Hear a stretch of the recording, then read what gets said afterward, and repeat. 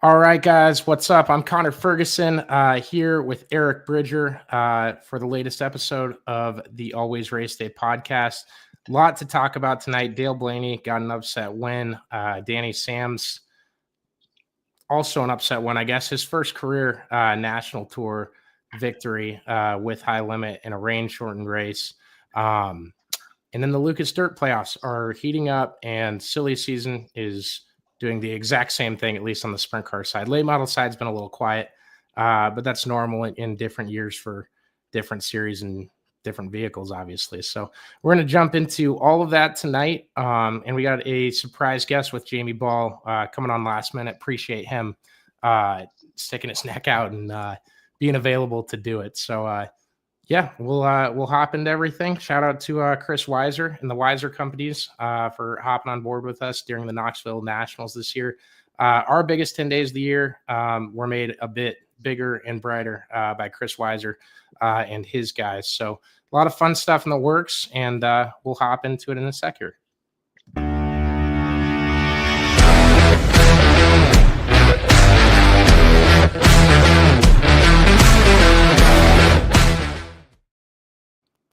How's that? We got one now. Yeah, got one. It's only good. 10 seconds. There's one for the asphalt show, and I requested a specific GIF in it, but thank you to Caleb Sloha for doing that for us. And headphones users might want to turn down their volume a little bit. That also could be. So yeah, sorry if I got your eardrums or anything there, guys. My bad. I don't know if we can work on that. I don't know anything about that. I hate video. Someday I will figure it out. We'll see if that's this week or by tomorrow. So yeah, the asphalt show will be tomorrow. Tonight's the dirt show. I might be in a much worse mood. I'm already in a pretty bad mood. The Cubs swung at every baseball when the count was 3-2 today, and I think half of them at least were balls. So that sucked. Eric, how are you? Pretty good. I did not catch the Cubs game today. I watched it yesterday, but yeah. Pivotal game 3 series starting tomorrow, so we'll see how that goes. But I told a buddy of mine the Cubs would probably win 1 and lose 2, so I have a feeling my projection is going to probably be accurate.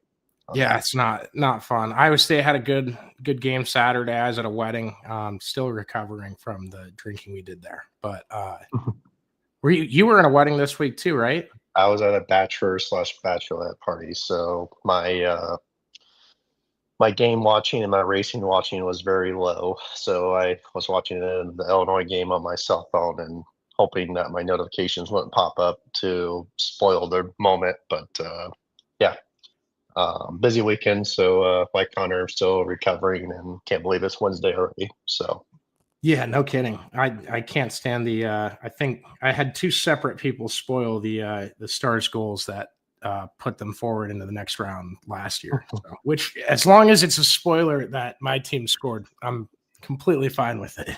Yeah, the worst thing is getting a text saying, "Oh my gosh," or "OMG" or something like that, and you don't see it. Yeah, you don't know going into what. Yeah, or I can't believe you missed that or something like that. Absolutely. Let's start out on the sprint car side with that. This happens with the Blaneys at Sharon Speedway a lot. There's been quite a few. Just they come out of nowhere and win an Outlaws show. And Dale Blaney did it in that Frankenstein type looking car that's rigged that way and leaned over there.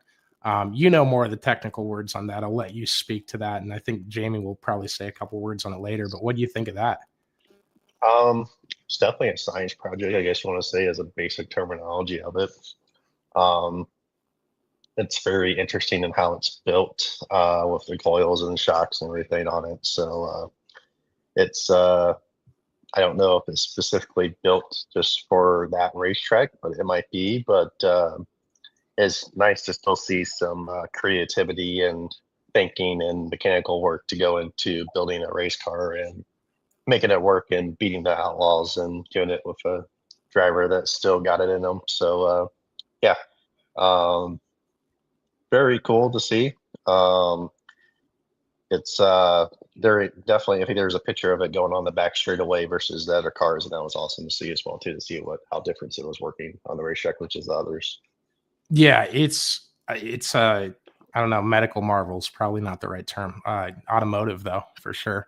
Yeah. And it works at Sharon. Obviously, we've yet to see it work elsewhere. I think they want to try to take that car somewhere else and see if the benefits are the same. I can't imagine that combination of things only works at Sharon and not any other track. So that's one thing. And the other is, we've seen Flea and Sean come down to the Knoxville Nationals and with Sammy Swindell and do a ton of things to their car. Also with Chili Bowl, we've seen guys experiment there, and doesn't always go smoothly, doesn't always go fast. But these guys, they got it dialed in and beat Buddy Kofoid, Sheldon Hodenshield, and the rest of the Outlaw crew. Yeah. Definitely seems to be a swing and miss sometimes. But that's just the fun of it for those guys, especially like for Flea and all of them. So, it's not fun definitely running crappy or, last or whatever. But I think for, the same car here at Sharon and like Flea's guys, it's, I think it's more of the thought process and trying to put it on from pen and paper to actually on the racetrack. So that's cool to see.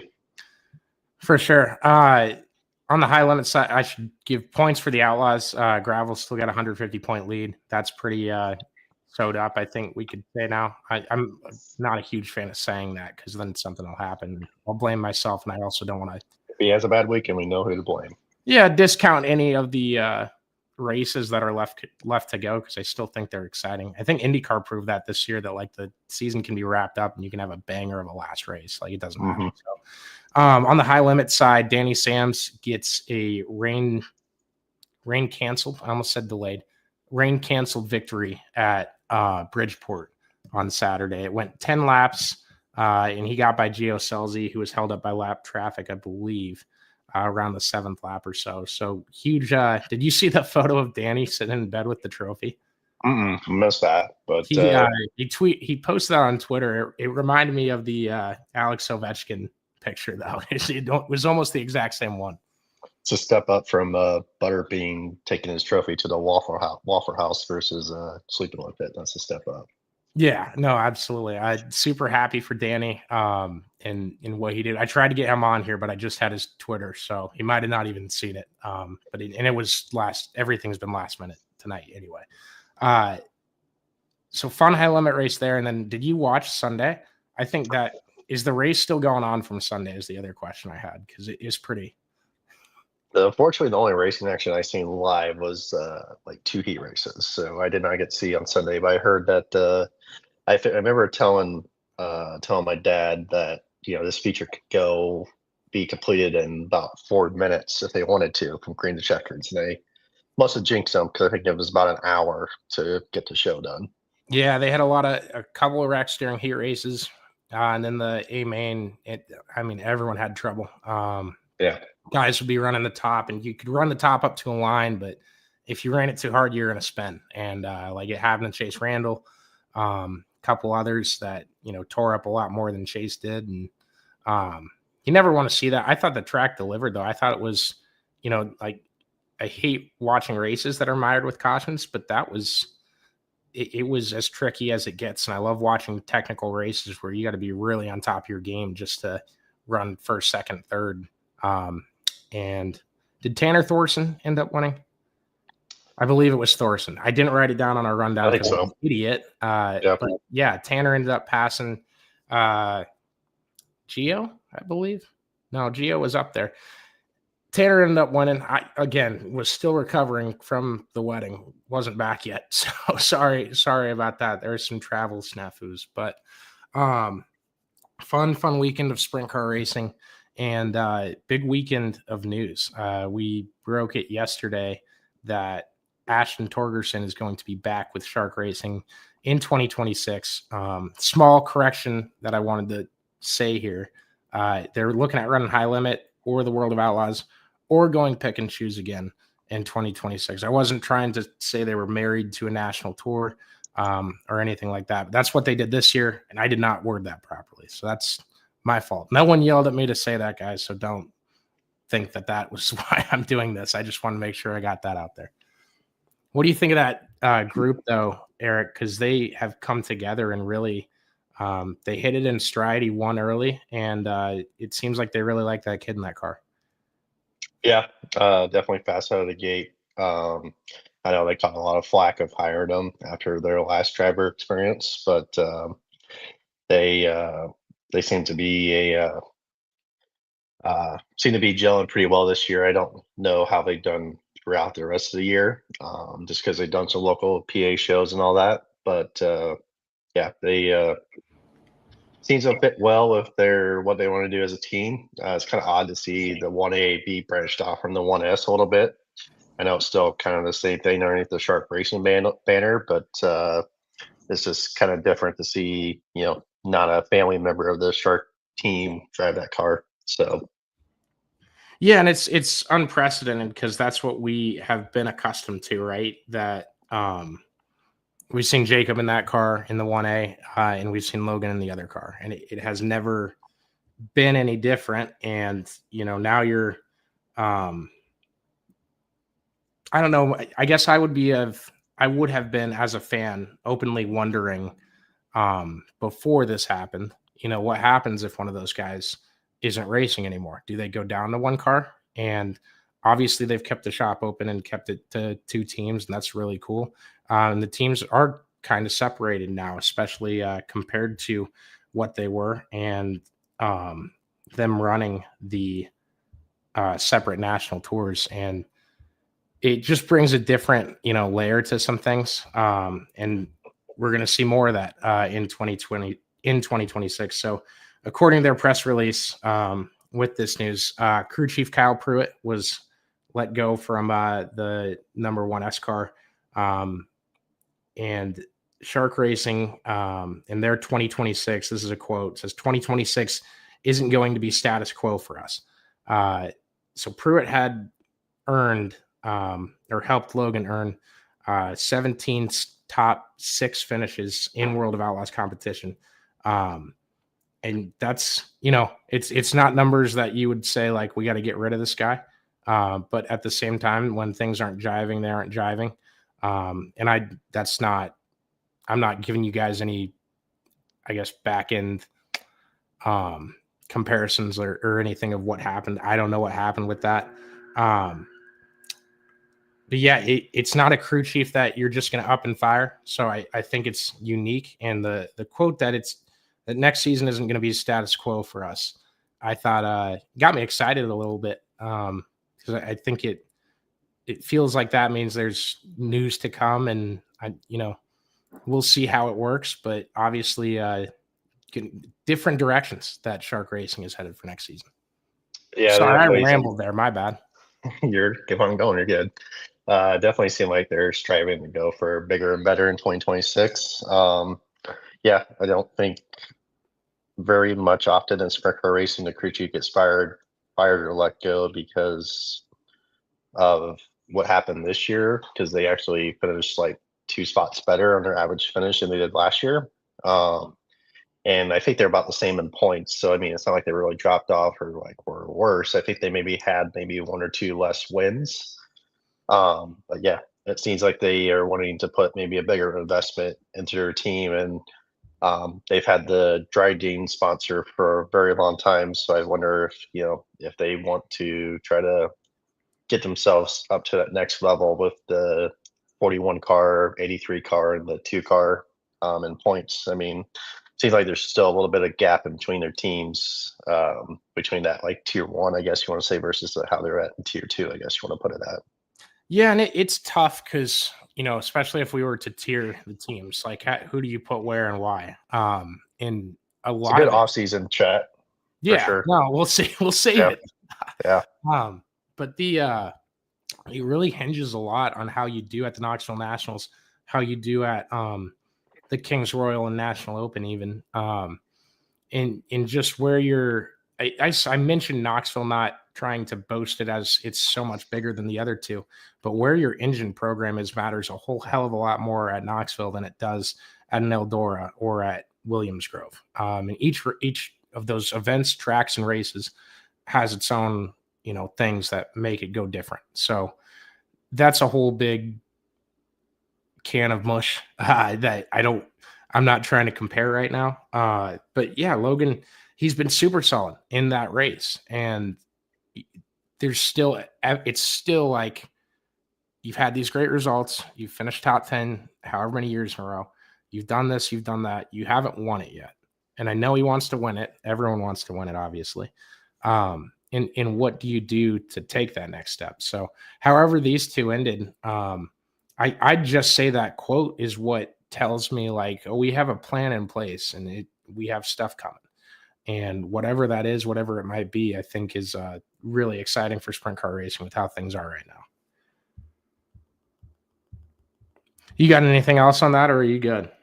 I feel like it's going to be interesting to see what they decide to go for. As a team, they definitely have expanded their operations by maybe buying some nicer equipment.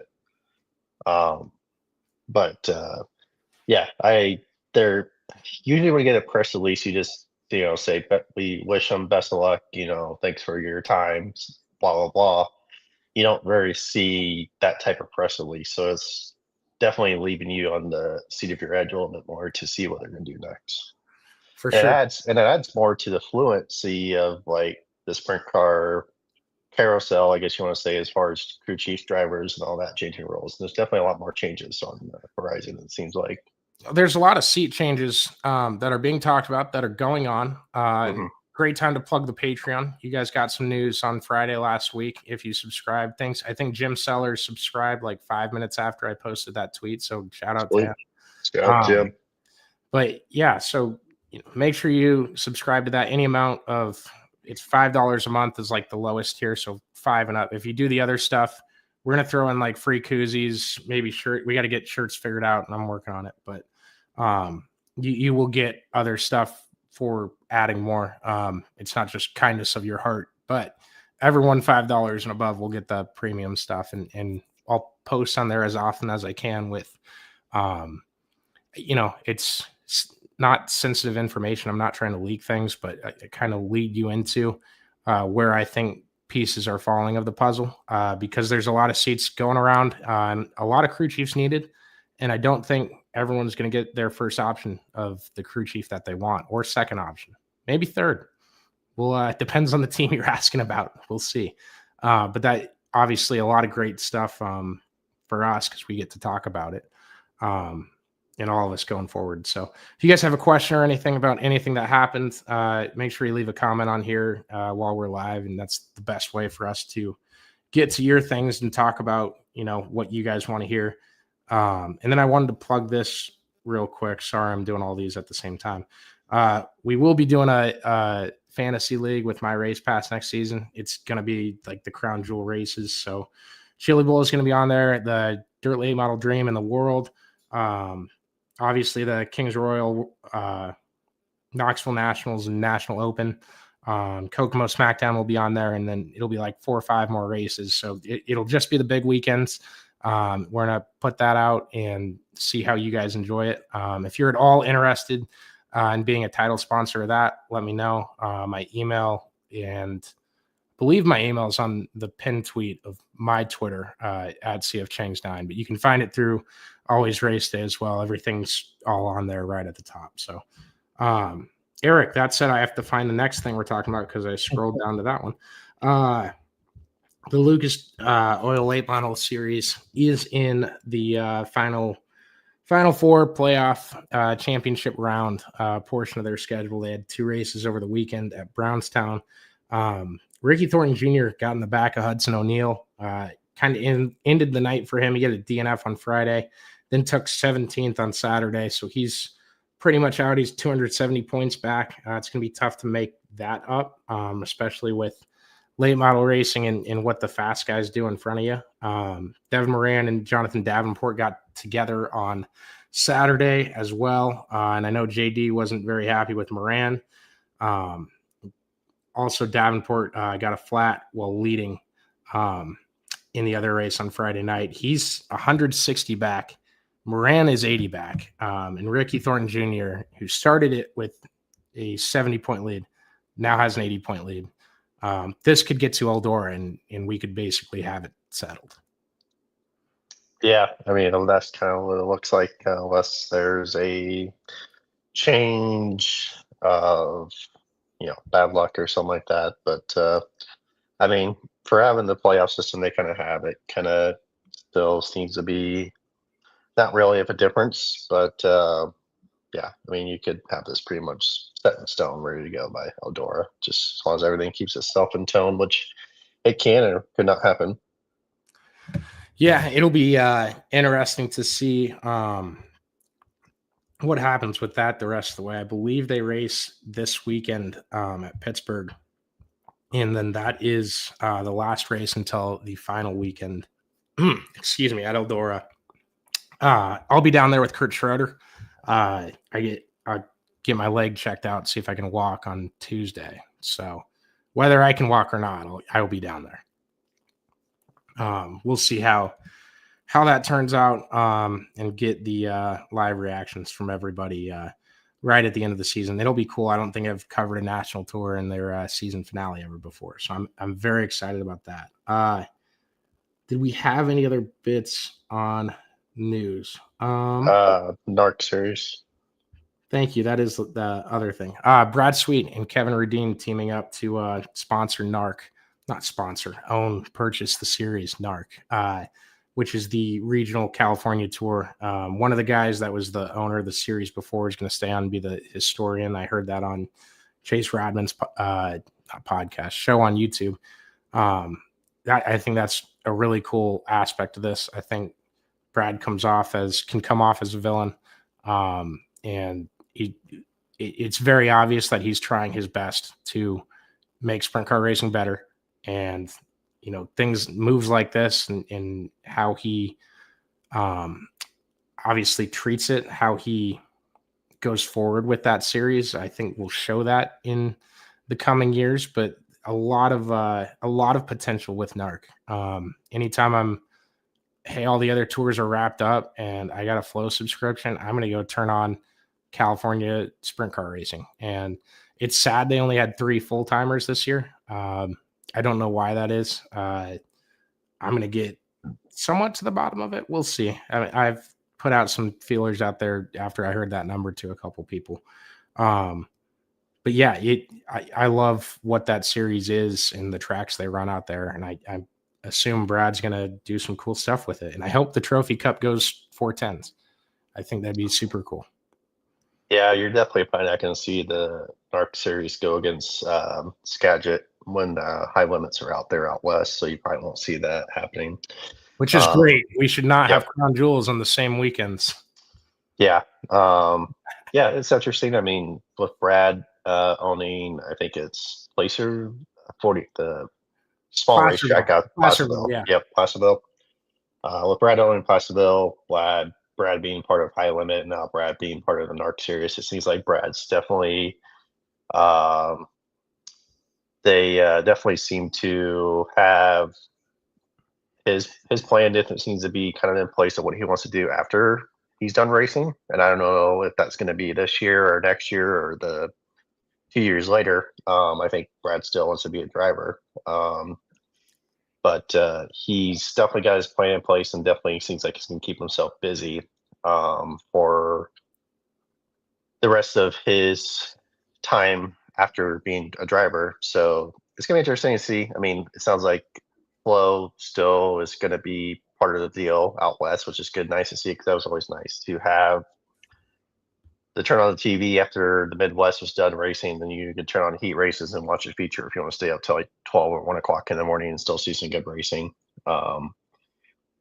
Hopefully that, kind of supports the 410s out west. And I think with having the big race out to Larry, the Thurnable race here at the end of the year, is also good too to have it on Flow, because I think before it's been on its own separate pay-per-view thing, which is hard to see. Yeah, I'm not like yelling at racetracks here that have other deals set up with other people, but if you're not on Flow or Dirt Vision, I think you're doing the fans a disservice and you're making it harder for them to watch. Yeah. It's just the reality of everything right now. If you want to be noticed, you got to be on one of those two, because that's what everyone's got. And it sucks. But I also think it sucks for the casual fan that you say, oh, you like this stuff? All right. If you want to watch both national tours, $450 a year, that blows. That is not good, right? Mm-hmm. Like, now you get your money back with the races that you watch. I'm not at all arguing that. It just sucks. The barrier to entry is so high, and I understand it's probably as low as it can be to make things work with how things are right now. So I don't know. Maybe when I win 17 lotteries in a row, we can make it better. Until then, but no, I hope that it grows out there, because I know 360 racing in California is still around. I don't think you need it. Would you? There's some guys that race 360 only, but most of them are 410 guys. Am I wrong on that, Eric? I don't know. I don't really have a hard time keeping up over there, but I think you still need some type of, I won't say feeder class, because you probably have a lot of guys race 360s that race. Oh yeah, and I don't want to get rid of it.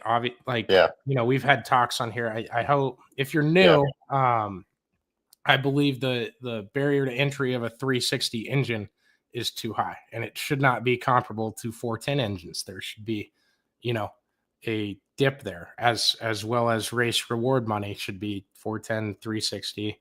It should all be parallel, right? Well, the engines are going for too much. I think it's killing the middle class or the stepping stone into what you need to practice racing of 410. And I think it's important that kids practice and get into that, and drivers that haven't been into it, get into that and figure out how to race in that before they race in 410s. Because otherwise you're just going to step on the gas pedal and be a squirrel. And if you're not, more power to you. Awesome. You didn't need it, but yeah, sorry, Eric, I cut you off.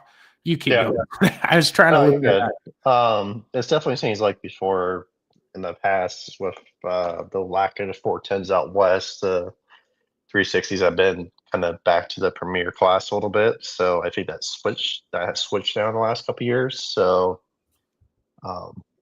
it would be nice if that kind of helps strengthens your 410 numbers and still keeps the NARC series going. And because only having 2 or 3 full-time drivers, that's kind of tough to have a series with just that support. For sure. All right, I'm gonna play that video again, and I'll bring Jamie Ball in and see if I can do this transition seamlessly. Watch out for your volume. Please turn your volume down until we figure this out.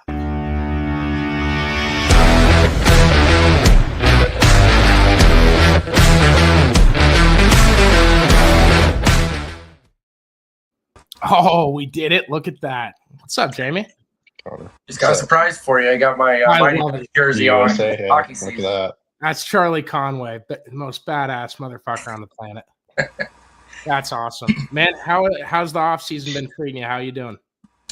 Well, my off season started earlier than most people's, but it's truly been a blessing. I just wasn't feeling well after those 3 wrecks that we had kind of to end the year, and getting to spend time rebuilding my bank account, rebuilding my body, and getting to hang out with my wife and daughter has been pretty awesome. I haven't had 8 months off between race seasons since I started back in 2010. How was it? Take people through kind of what you were battling in your arm. It was similar to the arm shakes you kind of get, arm pump that you get in Supercross is how I've been describing it to people, because it's easier to say than how you do it. But describe people how that was battling and how it feels now. This year was just a roller coaster in general. April 22nd was when I woke up and thought I slept on my right arm weird. And if you get that numb feeling when you do that, it just normally goes away. Well, this one didn't go away at all. And all day long on the 22nd of April, I couldn't feel anything. I could literally rub my whole right arm. Couldn't even tell that I was touching it. And pinched a nerve in my neck from a C4, 5, and 6 issue that I think just kind of developed from racing sprint cars and crashing. And then doing Brazilian Jiu-Jitsu, did nothing but flared up. So it wasn't good. And it was 4 days before opening night. The wild part, looking back now, my 4 best races of the year were the first 4 races of the year. We ran top 8 and got a win in all 4 of them. And those first 4 races, I literally just drove with my left arm, and the right was just there kind of hanging out for stability and tear-offs, basically. And even tear-offs was tough.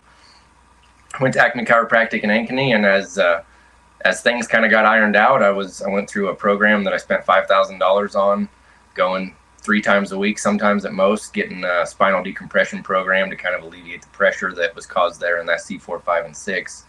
And by July 1st, I was feeling excellent, about 80-90% back to normal. And then July 12th, July, I think, 28th, and August 8th took pretty hard impacts that brought everything back to basically how it was in May. I never got tingling again or nothing like that, but just have been sore beyond explanation. Like everything in my neck, my shoulder, my pec, and my tricep down all the way to my right thumb has been terrible. I mean, I was taking quite a bit of ibuprofen every day, and my mom's a nurse, and my family's got some bleeding ulcer issues in the past, history-wise, for health, and she was harping on me pretty good about how unhealthy that was. And then that last break of the year was just kind of the final nail in the coffin. I pretty much fund all my program by myself, minus 5 or 10 sponsors that do give us cash, and everything helps. But it's I pulled a lot of money out of my savings this year just to continue.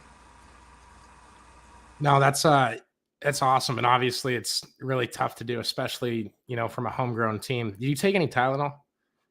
I do not take Tylenol, and I don't think my mom did while she was pregnant, so I think we're good. That's the connection. I've been loving those jokes this week. Anyways, no, so you guys are both way too humble about each other. What do you think? How good was Eric Bridger back in his prime? And then Eric, you can say something nice about Jamie.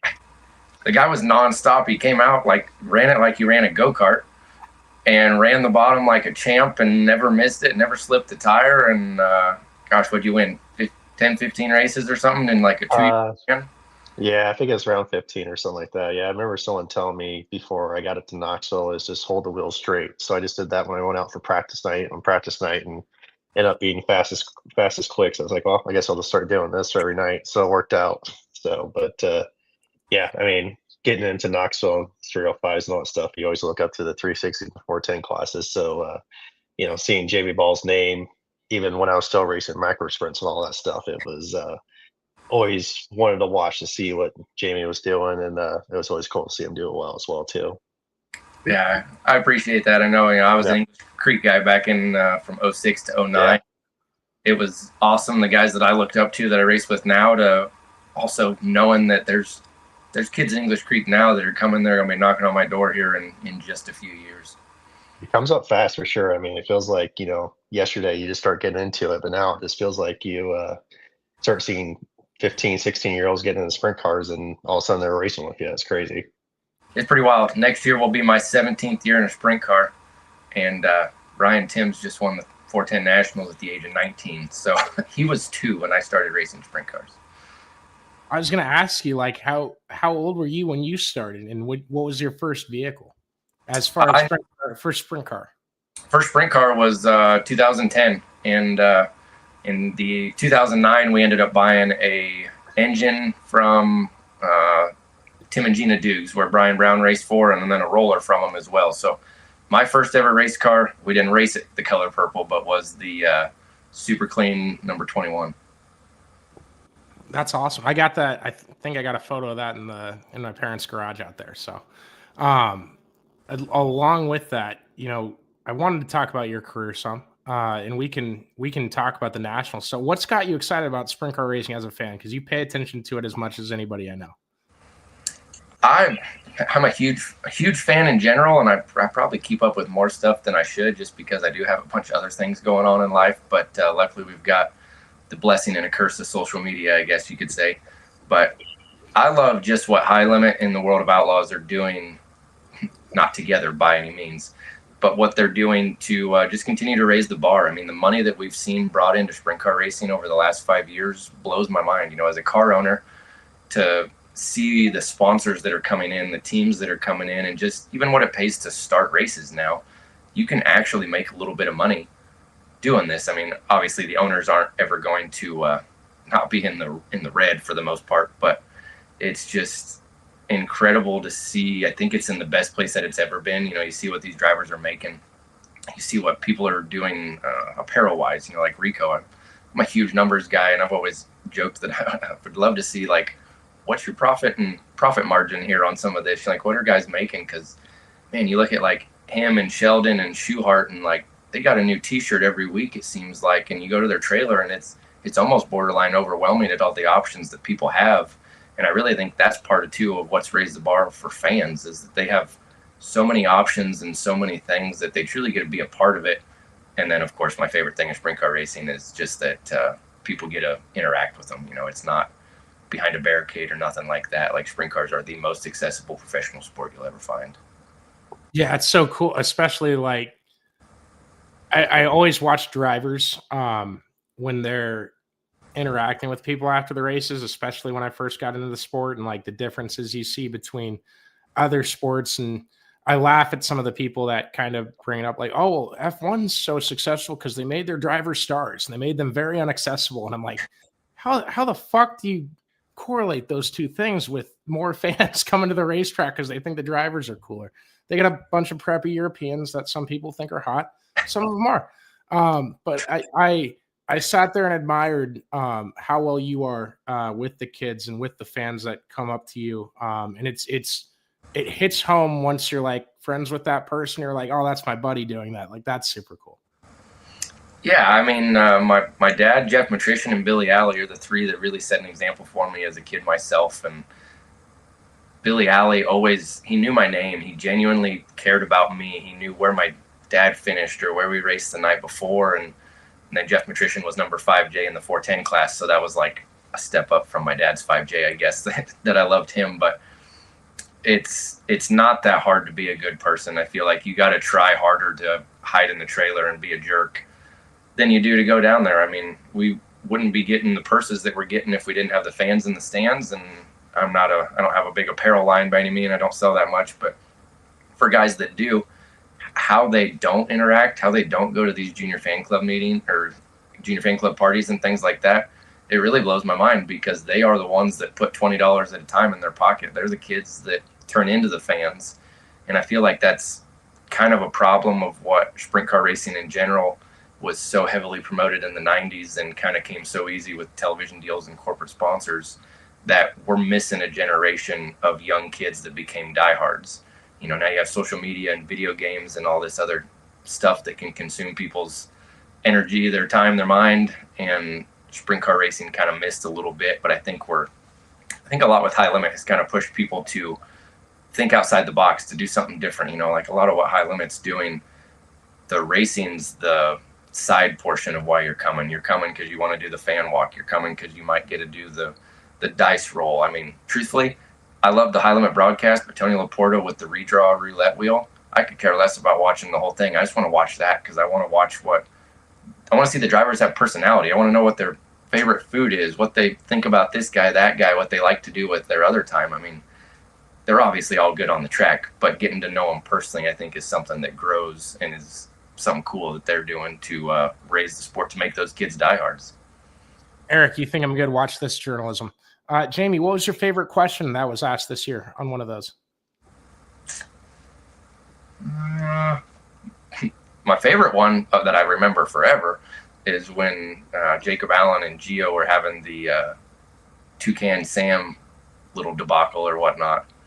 And that one was memorable as heck. I'm not sure 100% what you're getting at here, though. I was going to say, whatever the question was, I wanted to ask you that question. The question of that one was, what was your favorite cereal? And that was where they were having the Toucan Sam debacle. And I think they sent each other T-shirts of that and whatnot. But, I mean, I just love it. I've even thought about on their website, you can submit questions.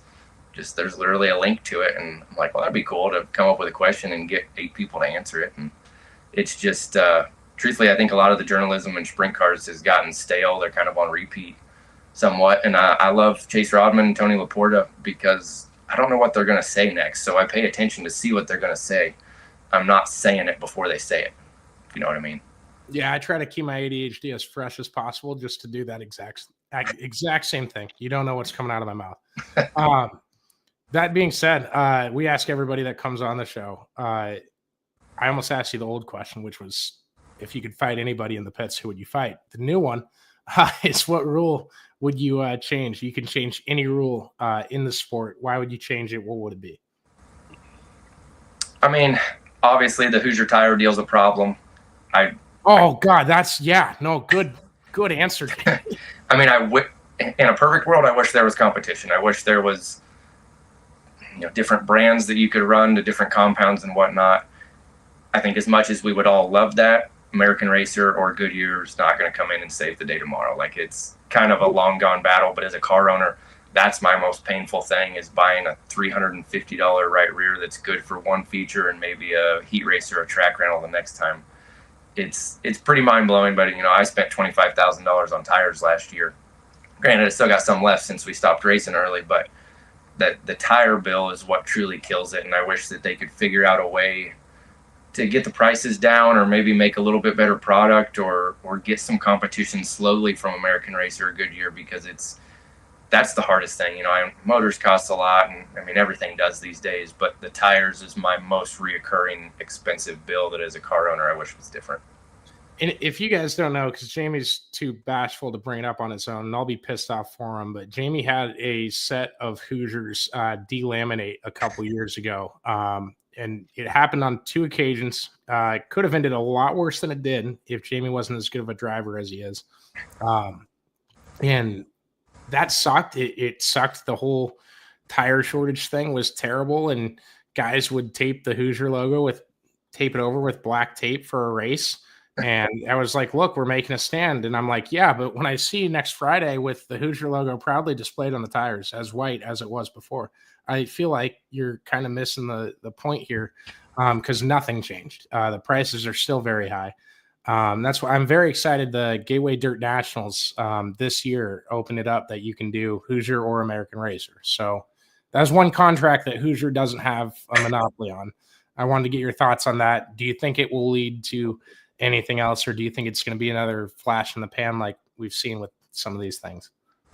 I'd love to see it change, but I don't think it's going to. I think the also kind of double-edged sword of it is Hoosiers put in a lot of money at all these tracks and all these series to bump up the points purses and payouts and different things like that we want to, as racers, we're going to complain. We're going to complain about the money, but next week, like you said, we're showing up. It's a Hoosier tire rule only. What am I doing? I'm showing up with new Hoosiers. Like, if I want a chance to win that night, I'm not coming with used, and I'm not bringing a knife to a gunfight. So I wouldn't say it probably changes too much. I would like to just see where at least maybe the series or the tracks organizations could figure out a way to cap the prices at least a little bit, and try to get Hoosier to play ball with us a little bit nicer, to where we're not having to go broke. Like I said, I know what I spend on tires. I can't imagine racing an 80 race schedule like someone like Rico does on what they spend on tires, and it's just never going to get cheaper. They went up $20 mid-season this year per tire, so it all adds up. And I tell every driver I can, come on here and voice your opinion, or especially when stuff like that happened to Jamie, I'm like, let me bitch for you. If you don't want to be the mouthpiece, I will sit here and sit on my butt and complain. And if they're mad at me, they're mad at me. They don't pay me to say nice things about him. Chris Weiser does, though. And I thank him a ton for his advertisement with the Always Race Day podcast and alwaysraceday.com. It means a lot, Chris. Love you. Eric, you got anything for Jamie? I got more, but we're kind of. Eric and I haven't found our dynamic of when to talk over each other. Typical Connor, just keeps on rambling on about things. Jamie, obviously, how how much it takes to run one sprint car a night at Knoxville, how difficult it is to run double duty, especially now with Knoxville having this time clock or countdown clock is between features. Is that more chaotic going back to back on features? Yeah, double duty is always chaotic. Maybe not chaotic. It's always hard. Like, when things go right, we're a fairly well-oiled machine that it isn't too hard. Everybody knows their role and kind of gets to it. But when something goes wrong, man, it makes everything extremely stressful. But the hardest part is I wish they'd put like the pro sprints between the 360 and the 410. Totally agree. Because it does make it really hard, especially, I feel kind of sad for guys that if they win, maybe not necessarily the first 360, but you win a 360 race, it's good for you, good for your sponsors, good for, your stats, whatever. But you don't have, you get a 30-second victory lane and you got to go hop in the 410. So I think it kind of. Jamie, they bring them out and do an interview with them and put them on the video board, and they shout out all their sponsors and they put everyone in victory lane, and then they yell at you to hurry up because they're waiting on you from victory lane as if you didn't just do a victory lane. Yeah, you just I get it. I'm like, what the fuck, man? Yeah, it just kind of ruins that moment, and the the clock deal's sort of nice, I guess, because it doesn't leave me wondering. Like, there's been times where I get on my 360 and I'll get right into the 410, but kind of decompress a little and, have a bottle of water or a nice victory fuel. There you go. And, Jacob can sit and kind of stand out on the dirt and be like, all right, we're down to 90 seconds to go or whatever, because their main thing, especially where we're pitted, is you just got to be backed out of the concrete by the time that time clock's up. So I do appreciate the time clock. I do wish that they did pro sprints in between. Yeah, I agree, because it just seems like there's either, especially when we have like one B main in the 410 class or something like that, it seems to be kind of a chaotic gap in between. So it'd just be nice if they could utilize that class a little bit more and put them in between. I understand going back to the old ways of doing 305s, 360s, and 410s, but I mean, for the better of the show, it just gives everybody a couple minute breather and still promotes drivers to have the opportunity to run double duty and not feel rushed or feel like they just can't do it anymore. Well, I really think they probably do honestly need to look at that for at least the beginning of the year, because with the new midseason rule there, where you don't have to declare until June 1st what you're running points for, I bet there's legit going to be 15 guys April and May running double duty. I mean, by the time you add in McCarles, the Phillips brothers, Jewel, Goodnow, myself, anybody else that's there is going to do it. Reitzel's on the night that he's there. I mean, just there could legit, Gainey, how many cars he'll bring for all of his guys to 15. Run it. And why wouldn't you? I mean, for what they're doing, even for a guy like me, I didn't like the rule that they made mid-season. I didn't think that was right. But I do love the rule for being a guy that does double duty. I believe it's like $8,000 to finish 5th in points in a 410, and it's $8,000 to win the 360 points, which is extremely hard to win. So if a guy like me can be decent enough in the 410 points, I might choose to declare for 410 versus 360 just for the financial side of it. I know I'm still going to run double duty the rest of the year, because the way my life is, I need to run those 2 cars on one calendar night and do it 1.5 miles from home. So I'm still going to run double duty no matter what, but I will choose where to declare more based on end of year finances over everything, because it's just so dang expensive that I need as much as I can get at the end of the year. And it's kind of a calculated risk or a probability, I guess, more than anything. Yeah, with the Knoxville banquet being so good at the end of the year, I mean, I don't blame you if you could run for 410 points, because you have a better chance of getting a chassis or a rear end or a front end or something like that. They give away so much more in the 410. Like, yeah. I think they actually definitely like 5 cars versus 1. So I mean, you legit have so much better of a deal to end up with really $3,000 to $5,000 worth of parts versus 1,000 to 1,500. Yeah, definitely pays out then. That's for sure. David Castor on Facebook asked you, what's your favorite track? Is it Knoxville? Obviously Knoxville, but that's the boring answer. My favorite track in the entire world is Dubuque Speedway up in Dubuque, Iowa. Yeah. That if you told me you can run one track the rest of your life, not including Knoxville, I'd pick there. They didn't race sprint cars there last year, and I don't know if they're going to get them back this year, but they always have that fair race with Sprint Invaders.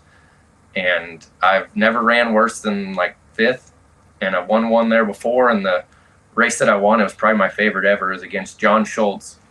And if you've ever been there, you can run the bottom at like 5,000 RPMs, pull putt in the guardrail. But then when you run the top, you're 9,000 RPMs dragging your bumper around the concrete. And I got the lead from him on the bottom, where my lows were like 5,000. And then I slid him because I just couldn't clear him. And basically we swapped spots. I took the top away, and I'm turning 9,000 RPMs now 1 lap later. And he's on the bottom turning 5,000. And it was just such a different way of racing that you can, what's your style, what's your car good on. And every time I've ever been there, it races well. Like they prep the track well. It's a county fair race, and it's kind of built down into a kind of a bowl sort of, so the fans are on top of you, and county fair fans they're different. They appreciate sprint cars so much, and I've never not had a good time there. So hopefully they bring sprint cars back there. I think they had the Outlaws or High Limit a couple years ago, but they had the Outlaws a couple years ago. And so the grandstands are on the side of a hill, and then there's a bigger hill above turns 1 and 2. Yeah, you stand right there and watch down on your car. Yeah, so I was watching during hot laps, or is hot laps for sure. And all of a sudden, this cloud of mud, dirt, everything shoots up at the track, and I see me and 35 other people take 5 steps back, like shielding our faces. And Kerry Madsen's just standing there like this. Seeing what's going on. He's been hit by a dirt clod or two before. He did not flinch whatsoever. It was one of the funniest scenes I've ever seen. I hate that I didn't get a video of it. And then I think Donnie Schatz won his 300th career Outlaws race that night. Yes, he did. Yep. Yeah. So cool race to cover. You, Jamie, you were on the ASCS National Tour for a year, right? Year or two?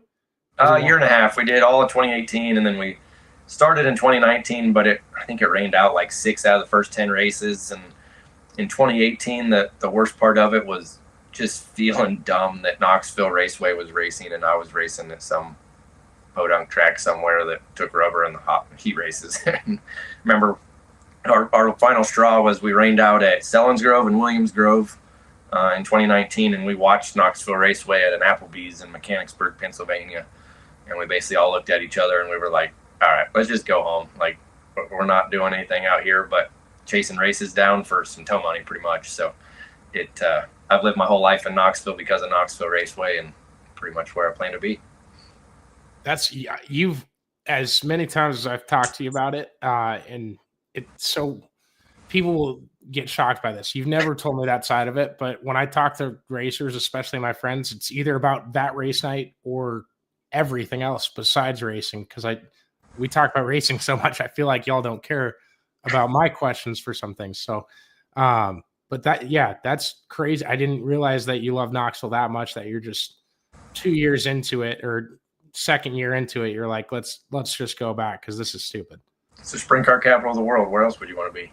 That's completely fair. I've had people ask me that question. They are surprised with my answer every time because it's always just Knoxville. So I'm excited to get back there. Obviously, the off season just started, but it feels like April 5th is right around the corner. It will be. What is the craziest race night you've had? And this can be circumstance. It doesn't have to be that ASCS story. I told you I wanted that, but I'll give it to you in due time anyway. But yeah, craziest race night you've had. I'll give you the story you were asking for earlier. Selinsgrove 2018 was pretty fast. I was excited. National Tour doesn't do many big tracks, so being a Knoxville guy and being 8 years of experience at Knoxville, I was excited to get there. We were pretty fast in hot laps and started 4th in the heat, got to 2nd right away, and going into turn 3 at Selinsgrove, which is the fastest I've ever went in my life, 360 anyway. And we pretty much think that the rear end and the torque tube didn't get tightened, and when I entered in, it lifted and kind of cracked up, and I lost all traction and drove head on into the wall at 120 plus. And it was the first time in my career, but not the last, that I've seen stars when crashing. And it was like a cartoon moment. Like, I got out of the car pretty quick and couldn't see anything because it was just starburst everywhere, and hit my head pretty well. And long story short on that, we're back in the pit area and we're just hanging out. The car was destroyed, obviously, but we put a front axle and a rear end in it. Sitting there, and we were just watching Dirt Vision, watching our friend Devin Klein at the time run the 305 class. And all of a sudden, Justin Whittle, who was pretty young at the time, he didn't make the A or something, and his dad was mad and went to pull out. And while we weren't paying attention, I guess he wanted us to move our car so he could, swing his trailer out and back up. And we weren't doing nothing purposely, but we were just watching Knoxville. And all of a sudden, we turned around and he was hitting our car with his toter home to push it out of the way. And obviously the car was crashed, like I said, but it wasn't really the premise of that. So fast forward about 45 seconds, and all of a sudden someone hit his trailer, and the dad was coming out, and Whittle was coming out, and a couple of my crew guys, and there was some animosity between ASCS and Pennsylvania in general. I think kind of the PA posse turf war type thing. And it was the wildest thing I've ever seen. I mean, it sounds like it's made up, but in 60 seconds, there were 40 people punching each other. Just a all-out brawl.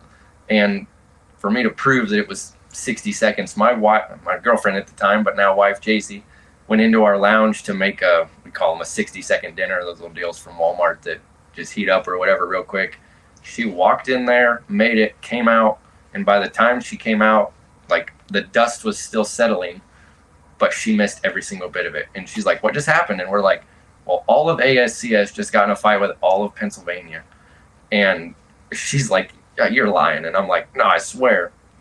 And I guess Rob Hart or somebody got video of it, and it was like on Twitter and made it back to Knoxville like within 10 minutes, and everybody knew that we all got in a fight. And like I said, it was the craziest thing ever. I watched two guys, both like hockey, have their shirts pulled over their head, punching each other, and they were literally taking turns. Like one would punch him and he'd go, ugh, and then the next one would punch him, and like Dennis Moore Jr. was out there looking like he was boxing in 1950, and just all kinds of people were going at it. And I don't really think they ever knew why, and I don't really think nobody cared. Like I said, it lasted 60 seconds to maybe a minute and a half, and the dust settled, and we never saw each other again. Like, it was no big deal, but it's definitely the wildest thing off track that I've ever had happen at a racetrack. I've said before, the most efficient way to fight somebody is the hockey fight. There's an art to it, and you got to be a first grader to understand how to do it. And there's a certain point on the shirt you grab, and you just have to have a right hand, and that's it. If Justin Whittle comes back to Knoxville next year, we should do an interview together. That'll work.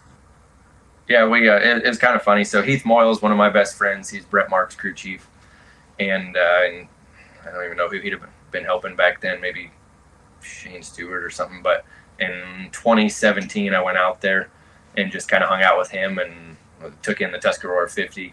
And he knew Justin through the Hefner car. He might have been with the Hefner car then. So he knew Justin through the Hefner car. Justin was still younger and trying to help or whatever. And let me go back. I've hit my head a time or two. The fight happened in 2018. I would have went back in 2020. It'd have been the COVID year, I think. So that's felt like I was going wrong time there. But went back and helped him, and like I turn around and like Justin's there, and I was kind of like, hey. And he awkwardly said, hey, and I'm like, sorry about that. And he's like, yeah, me too. It's all good. So him and I buried the hatchet in like a 5-second conversation. That'd make for bad video. Maybe we shouldn't do it. No, I mean, I don't think him or I are overly confrontational people. It was more the situation and the people around us. But it's it's pretty cool, like to give him a nod to what he's came from 2018 when he didn't make the A at that ASCS race to. He's won Williams Grove, Port Royal, Lincoln, about everywhere, and he's kind of always in contention, even when the big dogs come to town. So, I think he's proof that you keep your nose to the grindstone a little bit. You can become a top guy. It takes a little bit of luck and a little bit of money, but what doesn't in racing? Eric, do you got more for Jamie? Yeah, I was just curious to see if there's any changes for your race team in 2026. Oh, lots of them actually. We're switching to Schnee Lawson chassis from Maxim. Nothing particular against Maxim. I was with him for 10 years. It just mainly my faith in God. I posted a post. If it was easy, everybody would do it, and a lot more to it than that, but that was kind of the headline of it.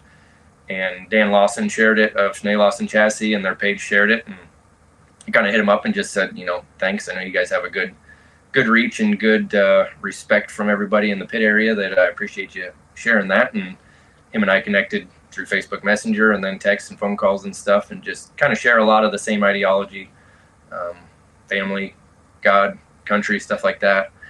And went down and toured their place, and Schnee Lawson Chassis, you can eat off the floor. It doesn't matter if they just mounted a body or welded a car. Like, it is as nice as it comes. And I've ate off the floor in your shop. Yeah, well, you do that about anywhere. Yeah, you're right. And then just Brian Schnee's reputation. He's always built a great car back from his Wolfwell days and Schnee chassis days, that I just felt really good. I had this good feeling in the pit of my stomach of that maybe the part of my struggles this year was kind of leading me to Schnee Lawson. And we went and raced it. Kind of raced it because I bought one. And went to Tipton and got rained out in motor heat.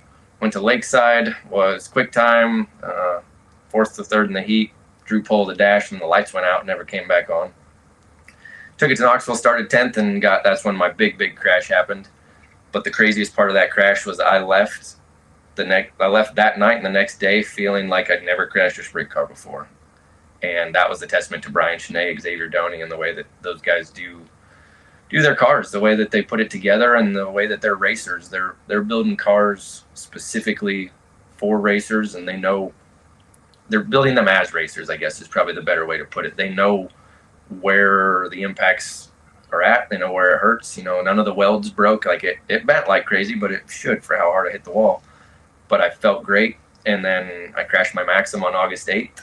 And that one wasn't as hard as my July 12th one. And I still am feeling it from that. So it was just kind of a testament to their cars, how safe they are. Plus you saw the, Tyler Courtney ordeal. He's lucky to be alive. And if it wasn't in a Schnee, I don't know that he would have. And he'd even tell you that himself. So got that. And then going with a different graphic scheme, just rebranding a little bit color-wise and changing things up. And other than that, pretty much everything else will be the same. We'll still be on Fishers with Vortex wings and, unfortunately, Hoosier tires. You finally took my advice. You're going to do the Gravedigger paint scheme, yeah? I'm not doing green, although people give you crap about green, but my number one nationals effort in 360 Nationals came in 2017 with the radioactive Jack Hodenshield throwback 5J that the car was like seamless. Nothing went wrong. It was just perfect. The weird thing about the green stuff is I got into the sport and I started asking people about things and like stupid things that go on. And like one of the sayings they have is like green race cars are bad luck. Well, my favorite was Steve Kinzer. I have no fucking idea what you mean, man. He won all the damn time.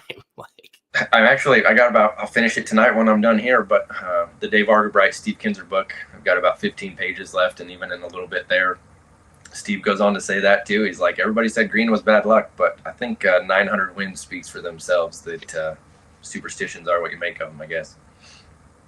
That's awesome. Personal question for you. What's your favorite moment of the Mighty Ducks series? Any of them?